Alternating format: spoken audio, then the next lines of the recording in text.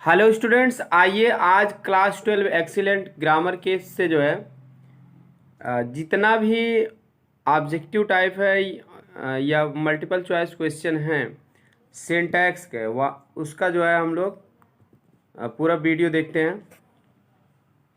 इसके पहले मैं आपको चैप्टर वाइज इसको पूरा रूल्स और एग्जांपल पढ़ा चुका हूँ। आप नहीं देखे हो तो वीडियो भी देख लीजिए, ठीक है। और पूरा पार्ट्स ऑफ स्पीच कवर किया हूँ और उसके हर हर रूल्स और एग्जांपल बताने के बाद उसकी एक्सरसाइज भी कराऊँ, उसको भी आप देख लीजिए। ये स्पेशली नई किताब में मल्टीपल चॉइस क्वेश्चन जो दिए हैं इसको भी मैं सॉल्व करा रहा हूँ, और क्योंकि अब इस तरह के क्वेश्चन एग्जाम में आते हैं तो और ये स्कूल और कंपटीशन सभी के लिए मोस्ट इम्पॉर्टेंट होने वाला है, क्लास 12 के लिए भी और इसके अलावा TET, super TET, TGT, PGT, SSC किसी भी एग्जाम में अगर आप इंग्लिश आ रहा है उसमें तो ज़रूर जो है इसमें यूजफुल होगा।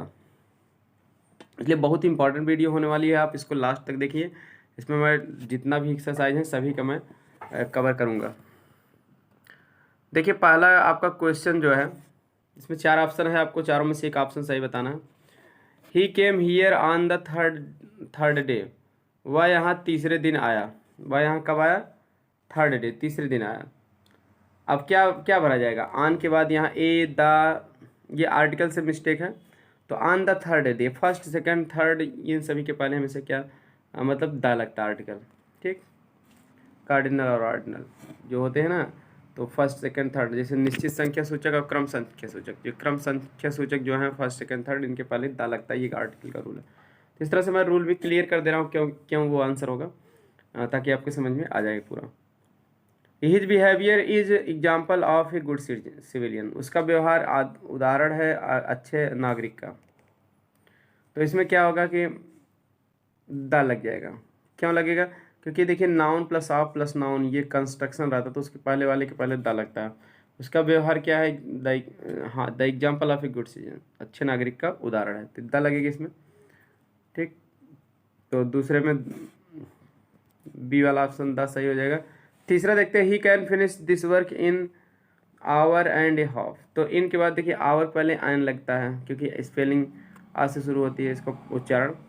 आयन आवर लगेगा एंड ए हाफ, तो पहले में देखिए आयन तो इसमें है तो ये नहीं होगा, क्योंकि अब आयन देखना पड़ेगा किस में है।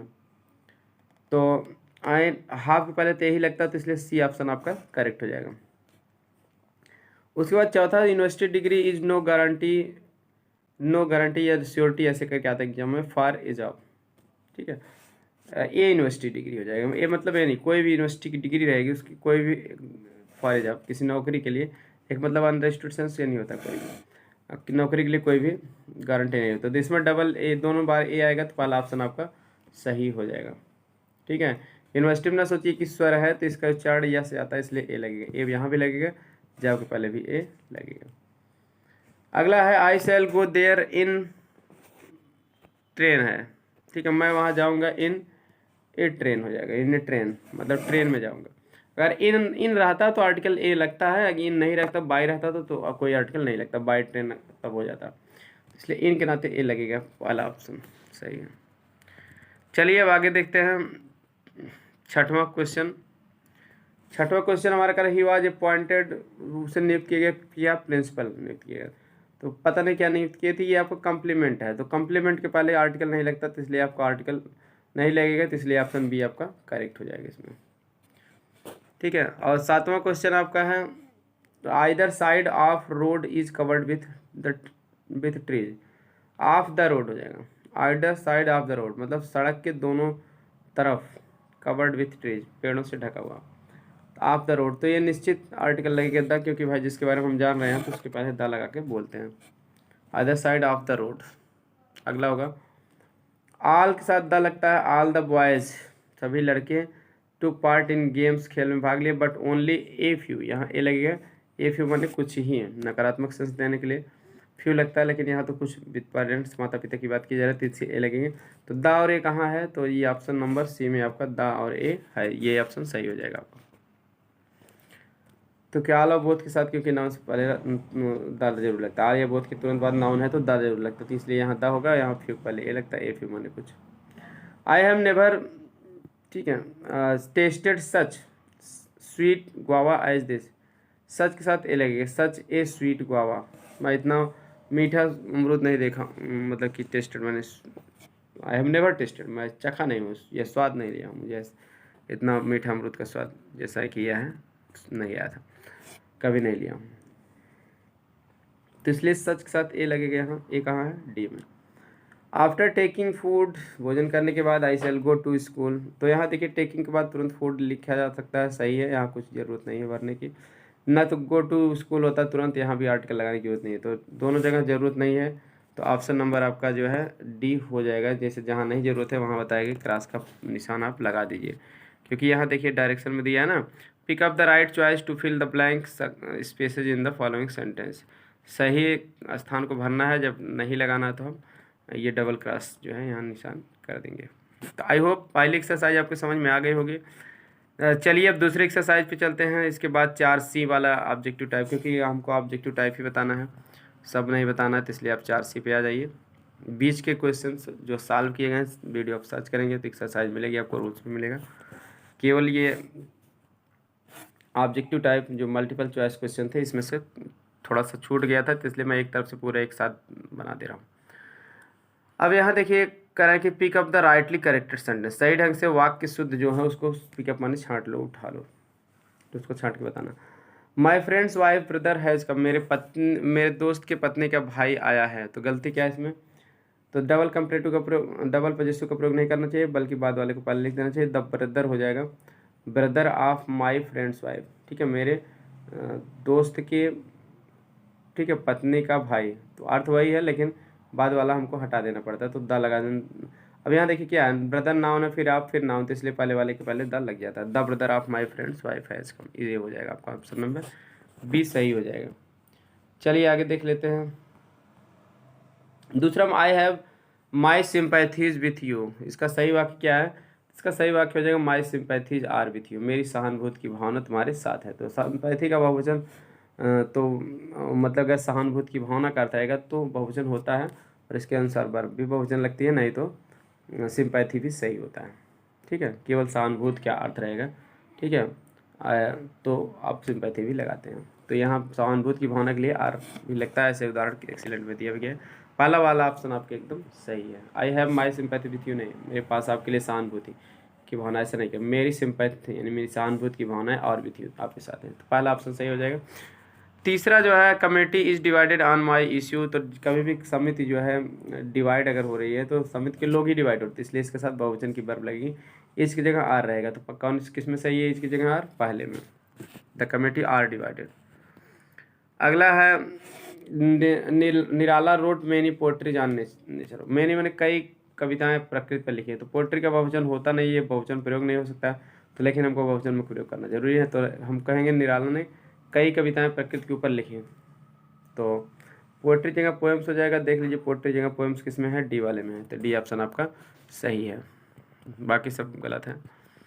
I gave her A 10 rupee note, मैं उसे 10 रुपये का नोट दिया, तो यहाँ देखिए गलती क्या है कि 10 रुपये का नोट, ये नोट आपका नाउन के पहले 10 रुपी एज एडजेक्टिव आया, तो इसमें एस नहीं जुड़ेगा पहले काम, तो आप देख लीजिए I gave her A 10 rupee note, तो आपका सी वाला ऑप्शन सही है, क्योंकि ठीक है, इसलिए सही है कि भाई देखिए इसमें 10 रुपी पहला भी आप सही कर सकते हैं, लेकिन ध्यान देना पड़ेगा इसमें 10 रुपी में हाइफन है, हाइफन केवल सी वाले में, तो इसलिए आपका ऑप्शन नंबर सी सही होगा, ठीक, क्योंकि भाई ये देखिए 10 रुपये का एक ही नोट दिया, तो बधी रकम में तो इस हाइफन लगा के बताया जाता है, अगर हाइफन नहीं लगाते हैं तो 10 के बाद तब रुपये में एस भी जोड़ सकते हैं, तो मतलब 10 रुपये में तब ये माना जाएगा कि 2 रुपये का है, 5 का है, 1 का है, कुछ भी हो सकता है, लेकिन इस तरह से हाइफन लगा देना चाहिए, एक ही नोट है तो सी वाला ऑप्शन, यहाँ भी हाइफन है तो यहाँ भी हाइफन वाला आपको मानना पड़ेगा, ये एज एडजेक्टिव लगता है, तो इसलिए इसके पहले इसमें एस नहीं लगेगा नोट पहले, सी ऑप्शन सही है।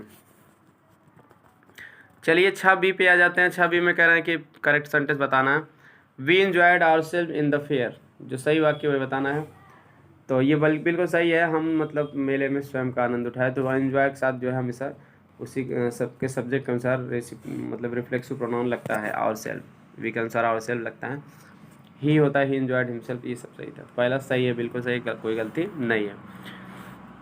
दूसरा, the book whom we like most is out of print, वह किताब जिसे हम ज़्यादा पसंद करते हैं वह प्रिंट से बाहर है, तो इसमें गलती क्या है कि बुक जो है देखिए होम हुज का प्रयोग व्यक्ति के लिए लगता है, वस्तु है तो विच का प्रयोग होता है और दैट का प्रयोग भी कभी कभी हो जाता है, ठीक है।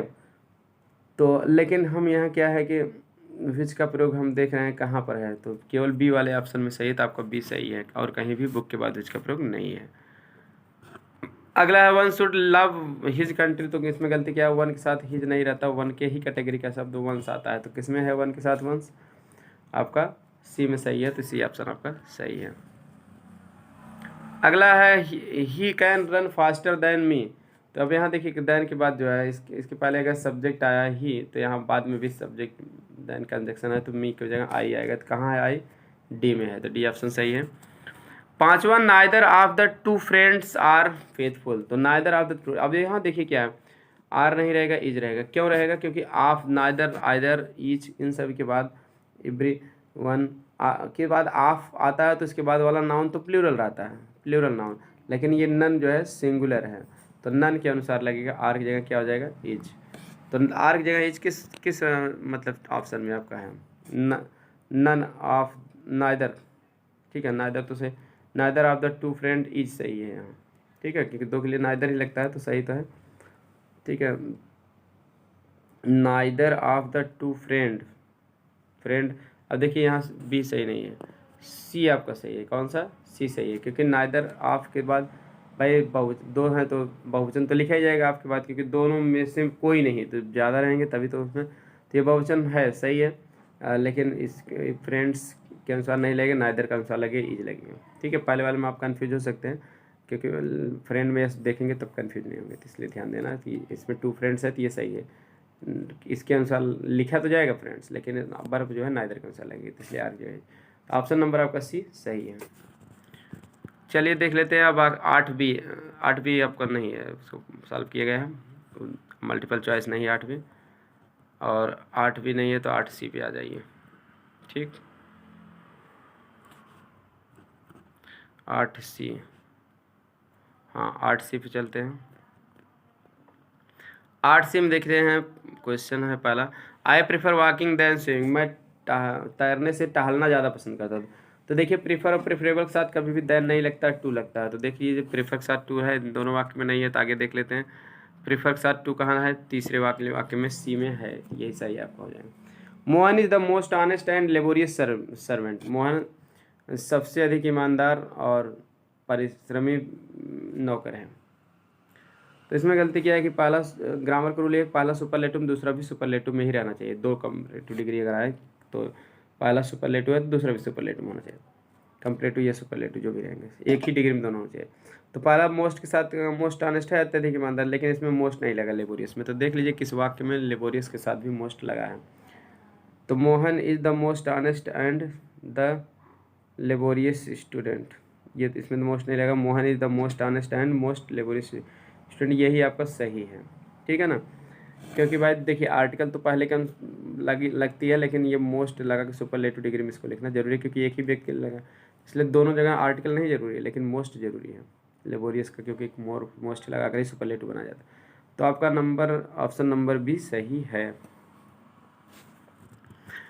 तीसरा, the road of Lucknow are wider than Bareilly, तो रोड्स ऑफ लखनऊ की सड़कें जो है बरेली से ज़्यादा चौड़ी नहीं, बरेली की सड़कों से, तो यहाँ रोड्स ऑफ है, तो ग्रामर कहता है कि तुलना हमेशा एक ही प्रकार की व्यक्ति या वस्तु में की जाती थी, यहाँ सड़कों की तुलना सड़कों से ही किया जाएगा, तो ये रोड्स ऑफ नाउन है, तो इसके लिए प्रोनाउन यहाँ दो जाफ लग जाता है, तो ये एक वचन रहता है दैट ऑफ लगता है, तो इसलिए दैन के बाद दो जाफ की गलती है, कहाँ है दो जाफ देख लेते हैं ऑप्शन में, ये डी वाला ये ऑप्शन में है, ठीक है। The roads of Lucknow are wider than those of Bareilly, मतलब लखनऊ की सड़कें अधिक चौड़ी हैं जो बरेली की सड़कें हैं उनसे, जो है उनसे कहेंगे दो जाफ, दो माने में ऑफ माने में से, वे सड़कें जो बरेली में हैं उनमें से, तो ऑप्शन डी आपका सही है। चौथा है no less than 50 boys attended the class, अब यहाँ ग्रामर का रूल ये कहता है कि लेस मात्रा बताता है, तो मात्रा के लिए ठीक है कभी भी जो है सॉरी मात्रा तो लेस आता है, लेकिन यहाँ संख्या बताने के लिए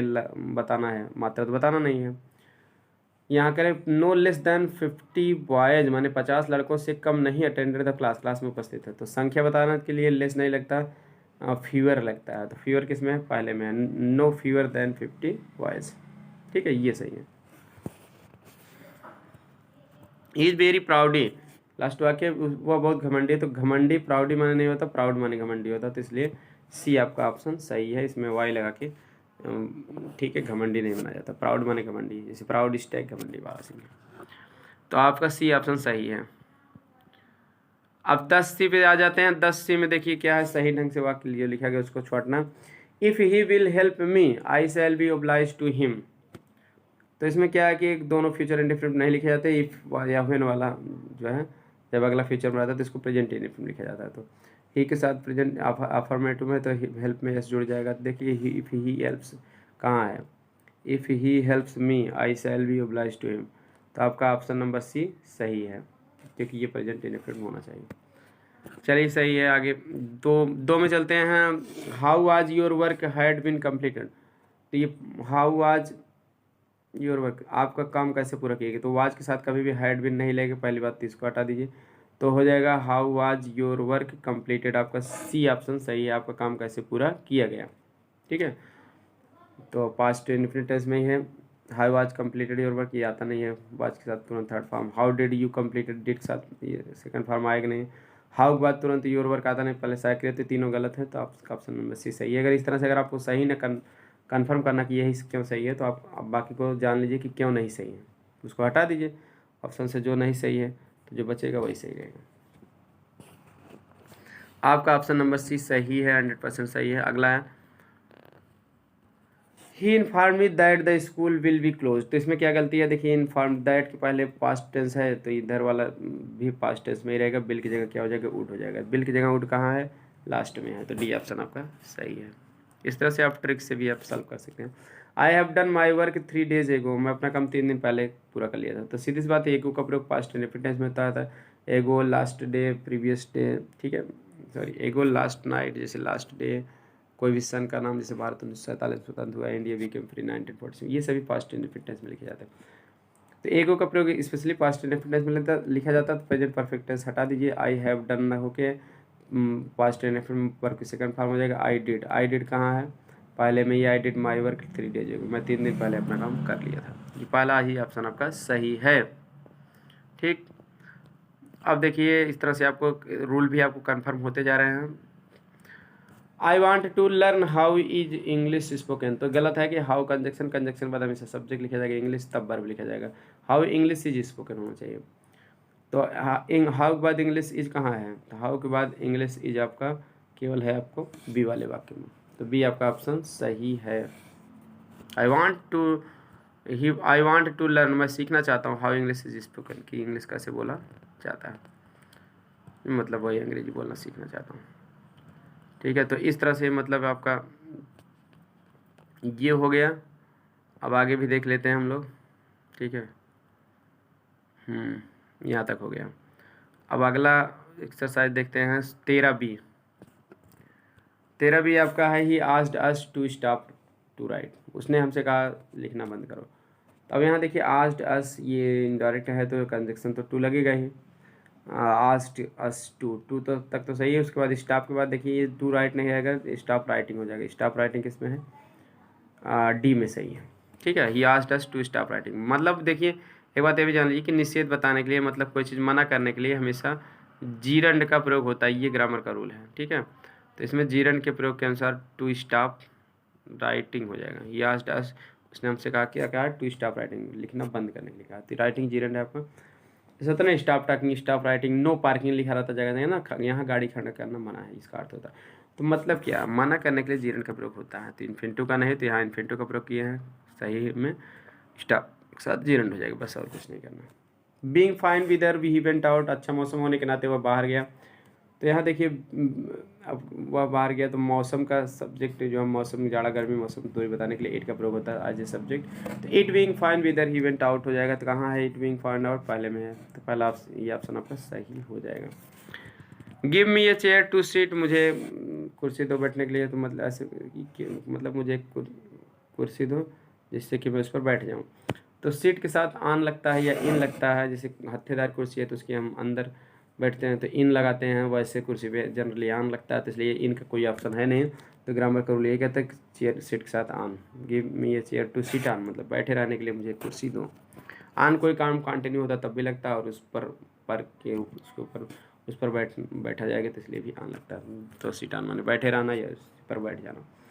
तो सीट के साथ आन या इन लगता है, थत्तेदार कुर्सी रहती 3, नहीं तो आन लगता है। अब यहाँ ऐसा कोई इनका ऑप्शन भी नहीं है और कन्फर्म भी नहीं है, तो इसलिए आन आपका बेटर हो जाएगा ऑप्शन के अनुसार।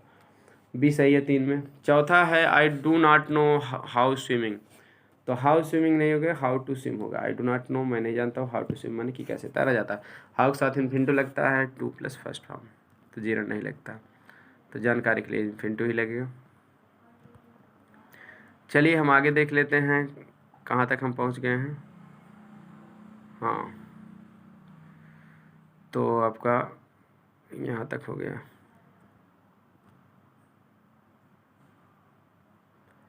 13 तक हो गया है। 13 बी चल रहा है, 4 तक हो गया है 13 बी में।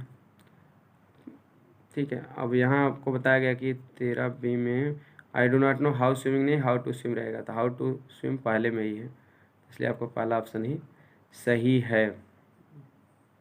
5वां ही फेल डाउन स्लीपिंग, व सोते समय गिर गया, तो ऐसे नहीं कहेंगे कि सोते सोते वह गिर गया। वाइल स्लीपिंग माने सोते समय या सोते सोते, ही फेल डाउन वह गिर गया। तो इस तरह से एक काम के दौरान दूसरा काम भी हो रहा है, तो वो वाइल के साथ वर्ब या फॉर्म आता है प्रेजेंट पार्टिसिपल, तब उसके बाद हम काम करके अगला वाक्य लिख देते हैं। तो क्योंकि भाई सो रहा है तो जान के तो गिरेगा नहीं, तो सोते सोते वह गिर गया, तो वाइल स्लीपिंग ही फेल डाउन, ये चीज़ हो गया। जैसे वाइल रीडिंग ही स्लेप, पढ़ते पढ़ते बस हो गए, इस तरह के वाक्य आते हैं। सी ऑप्शन सही है। चलिए अगली एक्सरसाइज देखते हैं, 14D देखते हैं। He spoke enough loud for all to hear. तो देखिए ग्रामर का रूल है क्या कि लाउड एडजेक्टिव एडवर्ब एनफ जो है एडजेक्टिव के बाद आता है हमेशा। तो लाउड के बाद एनफ कहाँ है, he spoke loud enough for all to hear, वह सभी को सुनने के लिए काफ़ी पर्याप्त, मतलब काफ़ी तेज बोला। अगला है, ठीक है, एक बात, एक ग्रामर का रूल जान लीजिए, एडजेक्टिव के बाद हमेशा एडवर्ब एनफ आता है और नाउन के पहले आता है। जैसे एनफ माने सही है, पर्याप्त, लेकिन लाउड एनफ माने काफ़ी तेज, ये और रिच एनफ माने काफ़ी अमीर, इस तरह से लिखा जाता है। He went to his house, तो गलती क्या है कि वेंट टू हिज हाउस नहीं, ही वेंट होम रहेगा, he went to his home नहीं रहेगा, ही वेंट होम, वो अपने घर गया, अपने घर के लिए स्पेशली होम लगता ही है, तो हिज लगाने की कोई ज़रूरत नहीं है। वेंट के साथ टू भी नहीं लगता है, ही वेंट होम केवल रहेगा। ठीक, तीसरा है, ठीक है, क्योंकि ही वेंट वहाँ गया, कहाँ गया, होम, घर गया, तो ये होम एडवर्ब का काम कर रहा है, एडवर्ब पहले टू नहीं लगता, जब होम एज ए नाउन काम करता है तब पहले लग सकता है ये। अगला है he is quite slow we shall have to wait for me, वह बिल्कुल धीमा है, हमें उसका इंतजार करना पड़ेगा। इसमें सही वाक्य कौन सा होगा, सही वाक्य आपका जो है, देखिए यहाँ क्वाइट स्लो माने बिल्कुल धीमा या वास्तव में धीमा, तो उसके लिए रादर स्लो होता है। ठीक है, तो is rather slow we shall have to wait for me. ठीक है, रादर माने वस्तुतः या कुछ कुछ होगा, कुछ कुछ धीमा है या वस्तुतः धीमा है, वास्तव में धीमा है, हमें उसके लिए क्या करना पड़ेगा, इंतजार करना पड़ेगा। तो ये ऑप्शन आपको भी सही है। तीसरा हो गया। चौथा है he is greatly afraid of darkness, वह अंधकार से बहुत डरा हुआ है, तो he is very afraid of darkness हो जाएगा। ठीक है, ग्रेटली नहीं वेरी, ग्रेटली माने अत्यधिक होता है, तो वेरी माने बहुत। ठीक है, वह अंधकार से बहुत डरा हुआ है, तो वेरी अफ्रेड ऑफ डार्कनेस। अगला है they have been married recently, वे हाल ही में शादी कर लिए, तो हम क्या कहेंगे, they have recently been married, ये आपका डी ऑप्शन सही होगा, वे हाल ही में शादी किए, क्योंकि अब यहाँ है वो बीन, ठीक है, दो पार्ट में सहायक क्रियाएं हैं, तो इसके बीच में रिसेंटली लग जाएगा ये। ठीक है, समय को बताने वाला adverb, they have recently been married, वे हाल ही में शादी कर लिए, ये अर्थ इसका हो जाएगा। चलिए आगे देख लेते हैं। ठीक, हाँ यहाँ तक हो गया आपका, 13B हो गया, 14D आपका हो गया। 14D के बाद आगे देखते हैं 18, 14 के बाद सीधे 18 पे आ जाते हैं। ठीक है, क्योंकि बीच में जो है ऑब्जेक्टिव है नहीं, तो ऑब्जेक्टिव टाइप ही केवल बताया जा रहा है। सी रिजेंबल्स विथ हर मदर, इसमें क्या गलती है, रिजेंबल साथ में सब कुछ भी नहीं आता, विथ आता नहीं, तुरंत ऑब्जेक्ट लिखा जाता है। सी रिजेंबल्स हर मदर, वो अपनी माँ से मिलती जुलती है, तो विथ हटा दीजिए, ये आपकी गलती थी, कुछ नहीं आता है तुरंत रिजेम्बल्स माने मिलते जुलते, जिससे मिलता जुलता रहेगा तुरंत वही लिख दिया जाएगा। ठीक है, तो ये अब इसका रूल था। चलिए आगे देख लेते हैं। दूसरा वाक्य, it is 4 o'clock in my watch, तो मेरी घड़ी में 4 बजे हैं। तो मेक अंग्रेजी भाई समय बताने के लिए इन नहीं लगता, बाई लगता है। तो बाई कहाँ है, इसमें है, बी वाले में है। It is 4 o'clock by my watch, मेरी घड़ी में 12 बजे हैं, या मेरी घड़ी के द्वारा 12 बजे, ये हमारी भाषा हिंदी। तो घड़ी का समय बताने के लिए इन नहीं लगता, मेक अंग्रेजी बाई लगता है, इतना ध्यान देना। तीसरा है, ही एग्रीड विथ माई सजेशन, वह मेरे सुझाव से क्या सहमत हो गया। ठीक है, तो अब देखिए यहाँ क्या है कि एग्री, किसी व्यक्ति से सहमत होने के लिए एग्री के साथ तो विथ लगता है, लेकिन किसी प्रस्ताव के लिए या सुझाव के लिए सहमत होने के लिए टू लगता है। तो एग्री टू माई सजेशन हो जाएगा। ठीक, जैसे एग्रीड विथ मी, ये तो सही था, लेकिन यहाँ विथ नहीं लगेगा, टू लगेगा। डी ऑप्शन सही है। This group consist my friends, यह ग्रुप मतलब यह समूह मेरे दोस्तों से मिलकर बना हुआ। कंसिस्ट साथ हमेशा आप लगता है, से मिलकर बना होता। तो अब देखिए कंसिस्ट साथ आप कहाँ है, दूसरे में है। This group consist of my friends. अगला, he has no sympathy among the poor, उसकी कोई सहानुभूति नहीं एमंग द पुअर माने गरीबों में। अब ऐसा नहीं होता, he has no sympathy for the poor होगा, गरीबों के लिए में कोई सहानुभूति नहीं है। तो यहाँ क्या है कि सिंपैथी एज ए नाउन लिखा जाता है तो उसके साथ फार लगता है, और सिंपैथाइज अगर रहता तो बिथ लगता है। ठीक है, तो यहाँ no sympathy for the poor, क्योंकि सहानुभूति क्या केवल अर्थ लिया जा रहा है, समानुभूति की भावना का अर्थ नहीं लिया जाता। तो यहाँ सिंपैथी के साथ फॉर, ठीक है, लग जाएगा। तो इस तरह से एमंग नहीं लगेगा। चलिए आगे देख लेते हैं। अब 21 नंबर का देख लेते हैं, लास्ट है कंजक्शन का चैप्टर। ठीक है, Aldous he worked very hard but he could not get good marks, यद्यपि वो बहुत कठिन परिश्रम किया लेकिन वह अच्छे नंबर नहीं, लेकिन नहीं कहा जाता, फिर भी कहा जाता। आल्दो के साथ 8 लग सकता है, या तो केवल कामा लगा दें, या कामा 8 दोनों लगा सकते हैं, यही सब रूल है इसके। तो पहली बात तो स्टिल नहीं लगता है, ये Aldous he worked hard 8 he could not get good marks, तो यही सही है आपका। 8 लगता है, कामा 8 दोनों भी लग सकते हैं, केवल 8 भी लगा सकते हैं, या केवल कामा लगा देंगे, तो ये तीनों कंडीशन सही होती है। तो ऑप्शन नंबर बी आपका सही है, क्योंकि हाउएवर नेवरदलेस और स्टिल ये सभी लगते नहीं, तो बचा 8 फिर भी के लिए बट नहीं लगता। अगला है आपका कंजक्शन का दूसरा क्वेश्चन आपका, he neither attended the meeting nor he sent any information, वह न तो मीटिंग अटेंड किया न तो कोई सूचना भेजा। तो इसमें गलती क्या है, देखिए इसमें ग्रामर का रूल ये है कि नाइदर के बाद, जिसे दोनों के नाइदर और नार के बाद सेम पार्ट्स ऑफ स्पीच होना चाहिए। तो यहाँ नार के बाद प्रोनाउन ही है, तो यहाँ भी नाइदर के बाद भी ही रहना चाहिए। तो नाइदर के बाद ही रहना चाहिए, neither he attended the meeting नार ही सेंट एनी इन्फॉर्मेशन, ऐसा होना चाहिए। तो नाइदर के बाद ही किस में है, ऑप्शन नंबर डी में है। देखिए यहाँ नाइदर के बाद ही है, नार के बाद भी ही है, दोनों के बाद सब्जेक्ट है या प्रोनाउन है, सेम पार्ट्स ऑफ स्पीच होना चाहिए।